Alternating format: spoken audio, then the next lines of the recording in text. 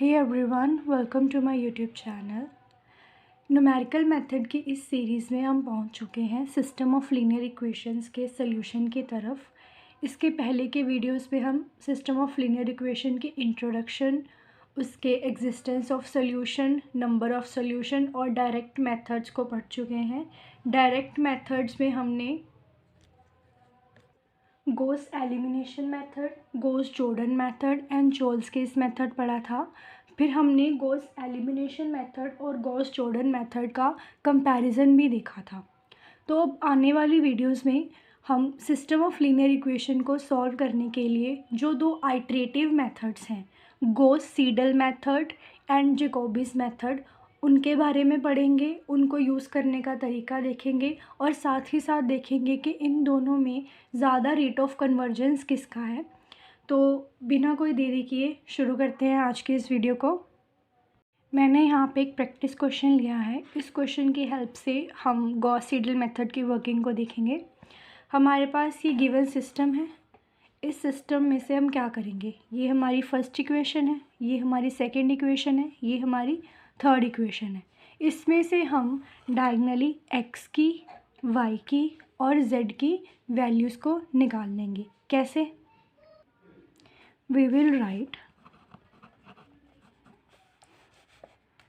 20x plus y minus 2z is equal to 17।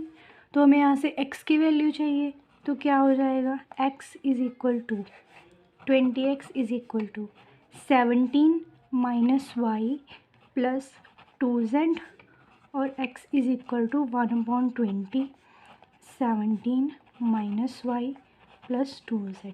ये आ गई हमारी इक्वेशन 1। और अब सेकंड में से हम y की वैल्यू निकालेंगे। कैसे?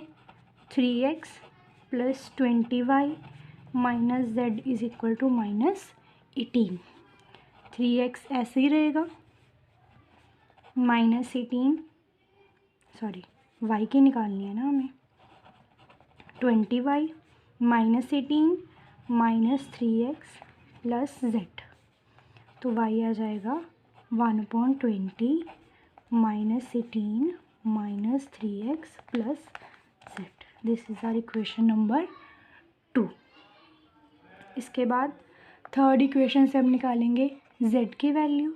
तो z की वैल्यू क्या आएगी, 2x minus 3y plus 20z is equal to 25। 20z 25 minus 2x plus 3y, z is equal to 1/20, 25 plus 2x plus 3y। This is our equation number 3। तो अब जब हम गॉस सीडल मेथड लगाएंगे, हम कौन सी इक्वेशंस को यूज़ करेंगे, ये जो हमने अभी न्यू जनरेट की है। तो इसके बाद हम क्या करेंगे, हम अपनी तरफ से एक set of initial solution assume करेंगे। सेट ऑफ इनिशियल सोल्यूशन कैसे होगा, जैसे x, y और z की एक वैल्यू हम अपनी तरफ से अज्यूम कर लेंगे। फॉर एग्ज़ाम्पल मैं यहाँ पे अज्यूम कर लूँगी x 0, y 0 और z भी 0। तो हम क्या लिखेंगे, consider initial set of solution be x y z is equal to 0 0 0। ठीक है, यहाँ तक क्लियर था। हमने तीन इक्वेशंस गिवन थी, उसमें फर्स्ट इक्वेशन से हमने x की वैल्यू निकाली, सेकंड से y की निकाली, थर्ड से z की निकाली। मतलब आपको क्या करना है कि तीन इक्वेशंस गिवन है, तीन वेरिएबल है, आपको हर इक्वेशन से एक एक वेरिएबल की वैल्यू निकाल लेनी है। ठीक है, निकाल के आपको एक सेट ऑफ इनिशियल सोल्यूशन खुद अज्यूम करना है, या फिर ये आपको क्वेश्चन में दिया भी जा सकता है। जैसे मैं 0 0 0 ले रही हूँ, हो सकता है मुझे क्वेश्चन में 2 3 4 या -1 2 3 कुछ अपने आप दिया होता, तो मैं क्या करती, इनिशियल सोल्यूशन को वो ले लेती। अब हमारे पास इनिशियल सोल्यूशन आ गया है, सिस्टम ऑफ इक्वेशंस हमारे पास बन गई हैं। तो अब हम क्या करेंगे, ये सोल्यूशन इन इक्वेशंस में पुट करेंगे। जैसे फर्स्ट में हम x की वैल्यू चाहिए और y और z की हम यहाँ पे पुट कर देंगे। तो x is equal to 1/20 17 minus 0 और plus 2 into 0। Okay, y is equal to 1/20 minus 18 minus 3 into 0 plus 0। z is equal to 1/20 25 plus 2 into 0 plus 3 into 0। ठीक है, अब ये सब तो 0 0 है, तो हमारी x की वैल्यू क्या आ जाएगी? 17/20 0.85 सेकेंड माइनस 18/20 माइनस 0.9 और थर्ड क्या आएगी मेरे पास? 25/20 1.25। अब ये मेरे पास क्या है? सेकंड सेट ऑफ सॉल्यूशन, और ये सेकंड सेट ऑफ सॉल्यूशन में कहाँ पुट करूँगी? ये जो वैल्यूज़ मैंने अभी बनाई है। ठीक है, तो हम गॉस सीडल मेथड में क्या करते हैं, हम एक आइट्रेशन परफॉर्म करते वक्त पूरी x y z तीनों वेरिएबल्स की वैल्यू निकालेंगे और ये वैल्यूज़ हम नेक्स्ट आइट्रेशन के लिए यूज़ करेंगे। सबसे पहले मैंने 0 0 0 बनाई, उसको नेक्स्ट आइट्रेशन यहाँ पे यूज़ किया, ये मेरी क्या थी? आइट्रेशन 1। अब ये जो मेरी वैल्यूज़ आई हैं x y z 0.85 minus 0.9 and 1.25, इनको मैं यूज़ करूँगी I2 में। I2 मेरा क्या आएगा? x is equal to 1/20 17, y की value minus 0.9 plus 0.9 plus 2 into 1.25। ठीक है, y की क्या आएगी? 1/20 माइनस 18 माइनस 3, x की वैल्यू 0.85 और z की value 1.25। z is equal to, z की वैल्यू आएगी 1/20 25 प्लस 2, x की value 0.85 plus 3 into y minus 0.9। ठीक है, अब कैलकुलेट करके देखते हैं क्या आंसर्स आ रहे हैं हमारे। 17 plus 0.9 plus 2 into 1.25 divide by 20, ये आया मेरे पास 1.02। नेक्स्ट आया minus 18 minus 3 into 0.85 plus 1.25 divide by 20, क्या आया? Minus 0.965। Next 25 plus 2 into 0.85 plus 3 into minus 0.9 divide by 20। ठीक है, 1.2। कैलकुलेशंस हर स्टेप के बाद आप चेक करते रहना, क्योंकि एक भी गलत हुई तो सारा क्वेश्चन गलत हो जाएगा। तो आगे बढ़ते हैं। ये हमारे पास थर्ड सेट ऑफ वैल्यूज़ आ गया, x y z मेरे पास आए 1.02 माइनस 0.965 और 1.2। अब इनको मैं दोबारा पुट करूँगी इन वैल्यूज़ में। कैसे? I3 is equal to, sorry students, मैंने यहाँ पे 2x को माइनस 2x लिखना था, मैंने गलती से प्लस 2x लिख दिया, जिसकी कॉरस्पॉन्डिंग ये आइट्रेशन तो हमारी सही है, क्योंकि हमने y और z और x तीनों वैल्यू 0 0 ली थी, बट यहाँ पे हमारी वैल्यू चेंज हो जाएगी। तो ये आएगा 25 minus 2 into 0.85 plus 3 into minus 0.9, 20.06 divide by 20। तो ये वैल्यू आई 1.03, तो यहाँ पे हम लिख लेंगे 1.03। इसीलिए मैं आपको बोल रही थी कि साथ साथ चेक करते रहना, क्योंकि मैंने भी अब चेक किया तो मुझे ये मिस्टेक मिल गई। ठीक है, तो अब आगे बढ़ते हैं आइट्रेशन 3 की तरफ। आइट्रेशन 3 में जो हमारी वैल्यूज़ कैरीड आउट होंगी वो कौन सी होंगी? 1.02 माइनस 0.965 1.03। ठीक है, दोबारा वैल्यू पुट करते हैं। x is equal to 1/20 17 minus y plus 0.965 plus 2z plus 2 into 1.03 y is equal to 1/20 minus 18 minus 3 into x की वैल्यू 1.02 प्लस z की value 1.03 z is equal to 1/20 25 minus 2x 1.02 plus 3 into y की value y is minus 0.965। Okay, अब calculate करते हैं हमारी कि क्या values बनी। ये बना हमारा 17 plus 0.9625 plus 2 into 1.03 divide by 20। तो मैं लूँगी ये 1.001। Next minus 18 minus 3 into 1.02 plus 1.03 divide by 20। ये आया माइनस 1.001।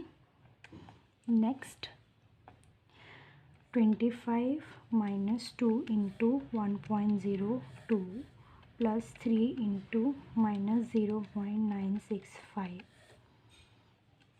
Divide by 20। ये आया हमारे पास 1.003।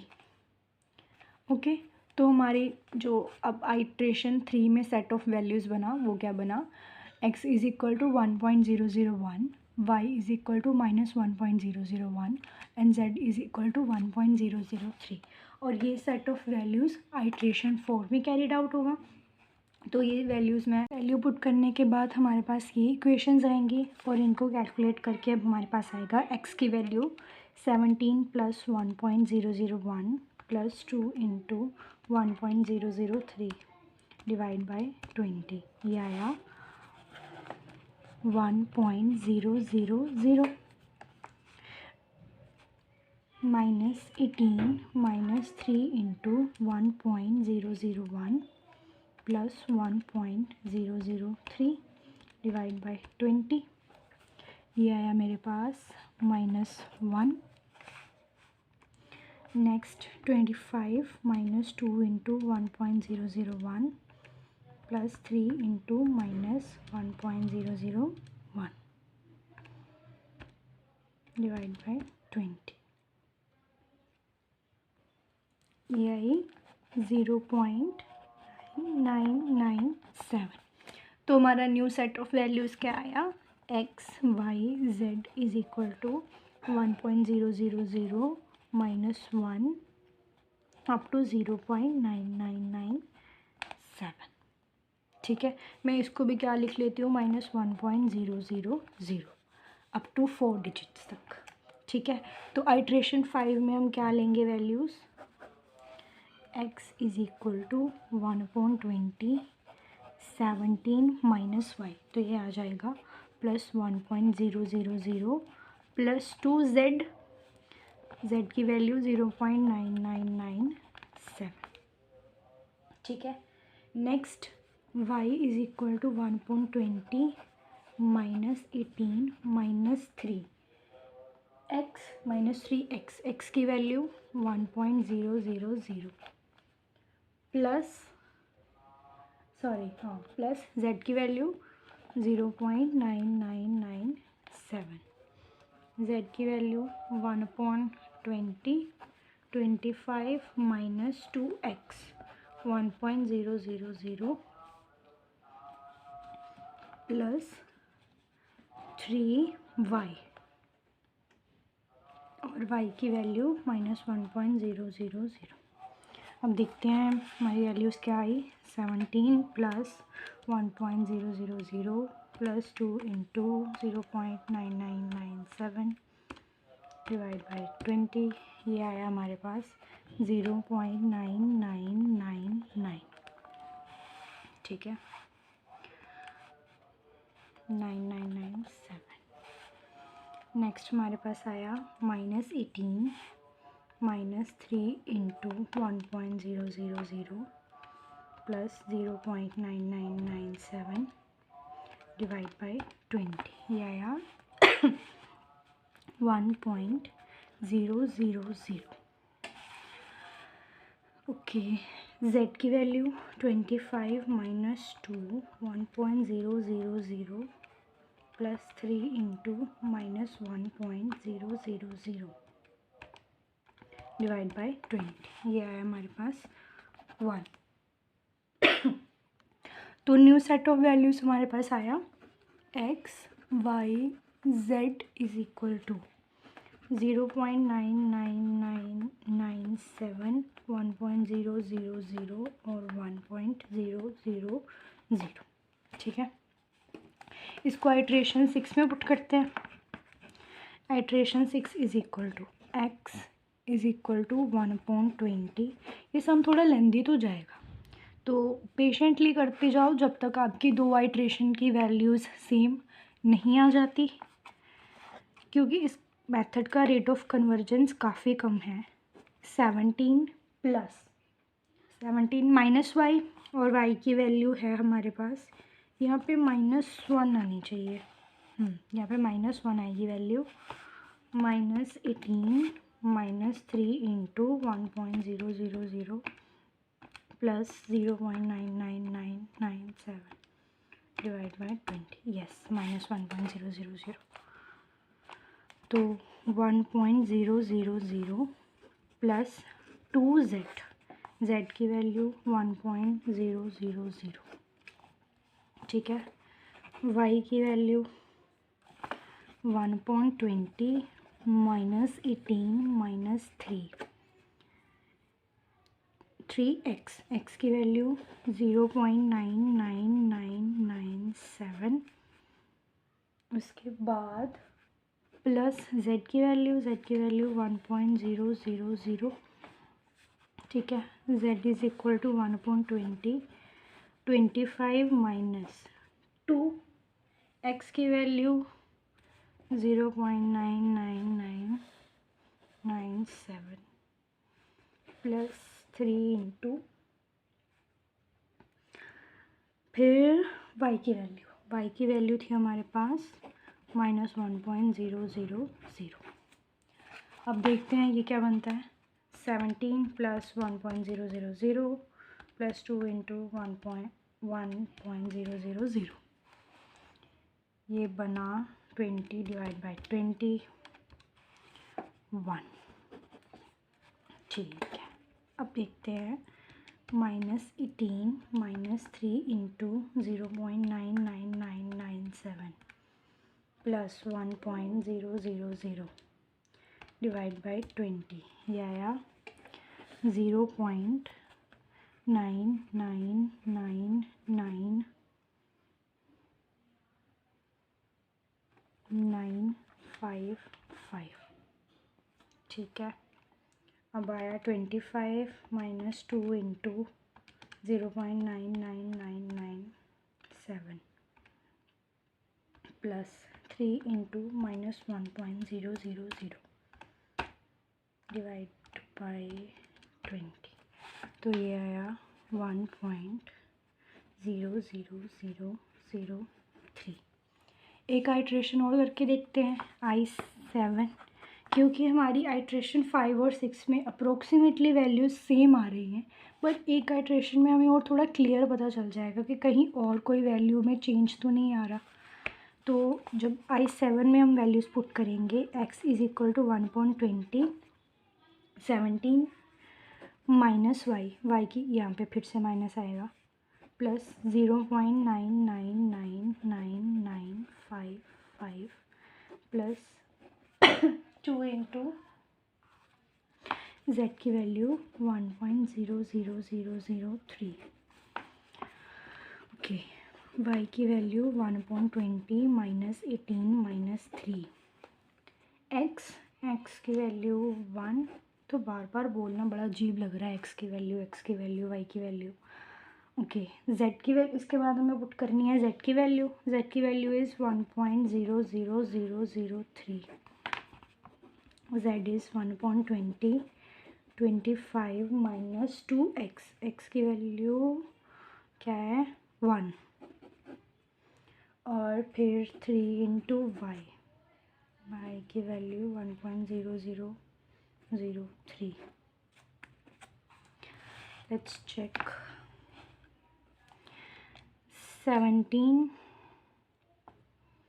Plus 0.999955 plus 2 into 1.00003 divide by 20 1.000 minus 18 minus 3 plus 1.00003।